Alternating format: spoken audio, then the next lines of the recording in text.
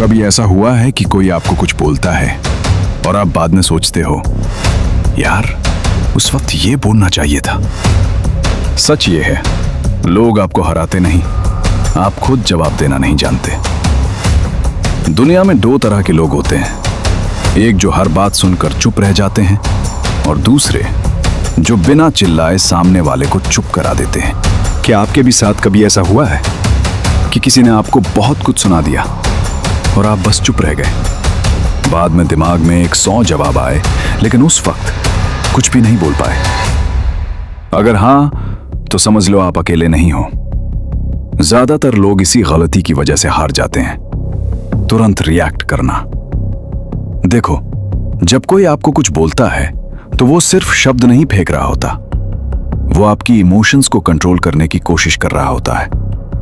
और जैसे ही आप तुरंत जवाब देते हो, आप उसी के ट्रैप में फंस जाते हो।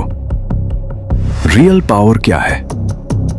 रियल पावर यह नहीं है कि आप तुरंत बोल दो। रियल पावर यह है कि आप रुक कर जवाब दो। बस 2 से 3 सेकंड का पॉज आपको वीक नहीं बल्कि डेंजरस बनाता है। कैसे करना है?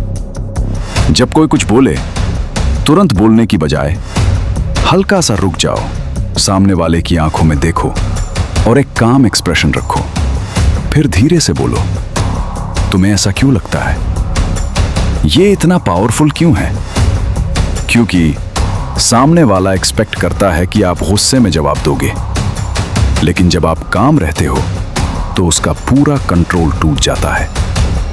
अब वो खुद एक्सप्लेन करने लगेगा और वहीं से गेम आपके हाथ में आ जाता है। याद रखो, जो इंसान तुरंत रिएक्ट करता है वो सिचुएशन का गुलाम बन जाता है, और जो रुक कर जवाब देता है वो सिचुएशन का मालिक बन जाता है। अगली बार कोई कुछ बोले तो जवाब देने से पहले बस 2 सेकंड रुकना और देखना पूरा खेल कैसे बदलता है। बहुत बार आपके साथ ऐसा हुआ होगा कि गलती आपकी नहीं थी, फिर भी कोई आपको ही ब्लेम कर रहा था, और उस वक्त आपके पास बोलने के लिए कुछ था ही नहीं। आप बस सुनते रहे और चुप रह गए। लेकिन अब आपको ऐसा नहीं करना है। स्मार्ट लोग सीधे जवाब नहीं देते, वो सवाल वापस फेंकते हैं। क्योंकि जब आप जवाब देते हो तो आप एक्सप्लेन करते हो, लेकिन जब आप सवाल पूछते हो तो सामने वाला एक्सप्लेन करता है। कैसे करना है? अगली बार जब कोई आपको ब्लेम करे, तुरंत डिफेंड मत करना, लंबा एक्सप्लेनेशन मत देना। बस शांति से एक सवाल पूछो, तुम्हें ऐसा क्यों लगता है? कहाँ गलती है? जरा समझाओ। तुम ये कैसे बोल सकते हो? गेम कैसे बदलता है? अब तक आप प्रेशर में थे, लेकिन जैसे ही आपने सवाल पूछा, प्रेशर शिफ्ट हो जाता है। अब सामने वाला सोचने लगता है और कई बार वो खुद ही अटक जाता है। कोई बोले, तू हमेशा गलत करता है। गलत तरीका नहीं, मैं ऐसा नहीं हूं। सही तरीका। हमेशा? कब किया मैंने? एग्जाम्पल दे। सबसे बड़ा फायदा, जब आप सवाल पूछते हो तो आप इमोशनल नहीं, लॉजिकल दिखते हो, और लोग लॉजिक से ज्यादा डरते हैं, इमोशन से नहीं। याद रखने वाली लाइन, जवाब देना आसान है, लेकिन सही सवाल पूछना गेम बदल देता है। Mini closing. अब अगली बार कोई आपको गलत ठहराए तो चुप मत रहना, गुस्सा भी मत करना, बस एक सवाल पूछना और देखना सामने वाला खुद ही फंस जाएगा।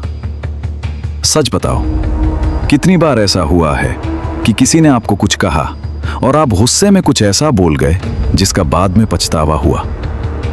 उस वक्त लगा आपने जीत लिया, लेकिन सच में आप उसी पल हार चुके थे।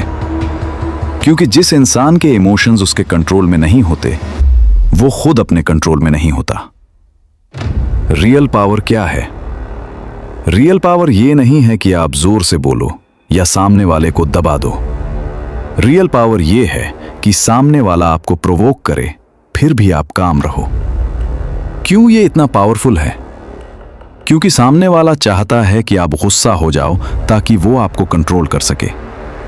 लेकिन जैसे ही आप शांत रहते हो, उसका पूरा प्लान फेल हो जाता है। कैसे करना है?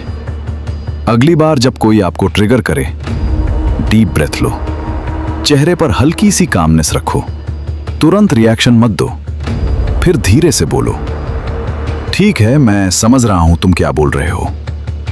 यह सुनकर क्या होता है, सामने वाला शॉक हो जाता है क्योंकि वो लड़ाई एक्सपेक्ट कर रहा था, लेकिन आपने उसे लड़ाई नहीं, कंट्रोल दिखाया। गोल्डन रूल, जो आपको गुस्सा दिला सकता है वो आपको कंट्रोल भी कर सकता है, और जो आपको कंट्रोल कर सकता है वो आपको कभी रिस्पेक्ट नहीं देगा।